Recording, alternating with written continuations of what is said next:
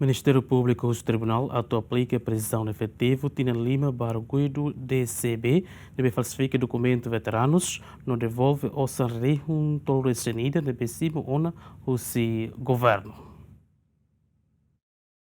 Tribunal Judicial Primeira Instância de Liter Sane continua a alegação caso falsificação do documento oficial certidão nascimento ou de acesso a osan veteranu e a tina rua sanu recintolo, to tina rua sanu recensia. E a alegação do Ministério Publiku husu Tribunal aplica prisão efetivo tinan Arguidu DCB no husu Arguidu devolve osan rihuntolo nulo recengida nebe nia simu husi Governu tamba prova ser aprovado katak Arguidu DCB mak falsifica documento ou de retam pensão mauletonian. Ba arguidu zota ele, Ministério Publiku husu Tribunal, aprecia ba provas nebe ia, o de fote decisão tuir convicção tribunal nian, tamba prova sira hatudu katak, arguidu la simu osan husi arguidu DCB, tamba nia mos simu nia pensão veteranu. Enquanto parte defesa husu Tribunal teto de dia, o de aplica pena nebe justo no adequado ba arguidu DCB, também a carta reclamação nebe arguidu sira submete ba Ministério Assunto Combatentes ne, e a ema nainhat, inclui martir ne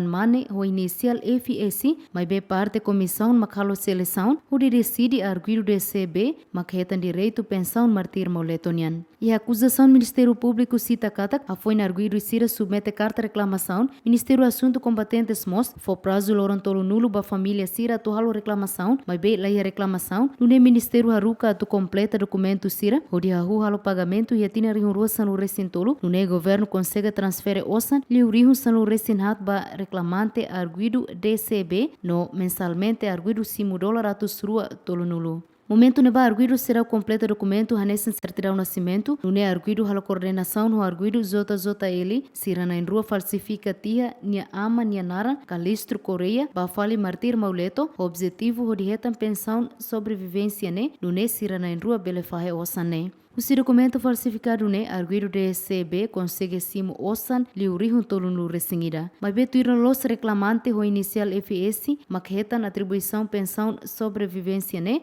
também aman rasik mak martir mauleto. O acto arguido na rua ne Ministério Publiku acusa arguidu na rua o crime falsificação documento público no crime burla gravado. Bakazo ne Tribunal marca fali baloran tol nulo resin hitu fulang março tina ring rua nulo resinen o dirona decisão. Santina de Jesus, Jacinto Fuca, GMN.